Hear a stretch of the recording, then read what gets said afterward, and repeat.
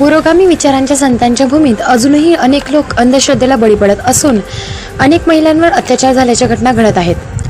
अशीच एक संतापजनक घटना नागपूरमधून समोर आली आहे. तरुणीला भूतबाधा झाली असून तिच्यासाठी 21 दिवस धार्मिक पूजा करावी लागेल असे एका भोंदू बाबाने सांगितले. तसेच तरुणीमुळे अन्य महिलांनाही भूतबाधा झाल्याचे बतावणी करून एक महिला, मुलगी, मामी आणि 60 वर्षीय महिलेवर अत्याचार केला. या प्रकरणी सुनावणी झाल्यानंतर आरोपी भोंदू बाबाला 20 वर्षे कारावासाची शिक्षा ठोठावण्यात आली.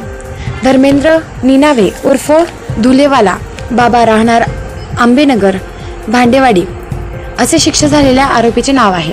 पारडी पोलिसांनी 9 जानेवारी 2021 रोजी 17 वर्षीय पीडित तरुणीच्या तक्रारीवरून धुलेवाला बाबा विरुद्ध गुन्हा नोंदविला आहे.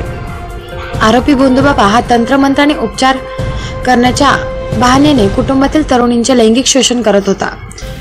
अशाच प्रकारे त्याने कुटुंबातील इतर 3 महिलांवरही लैंगिक अत्याचार केला. त्याने जवळपास 2.5 वर्षापर्यंत त्या कुटुंबातील महिलांचे शोषण केले.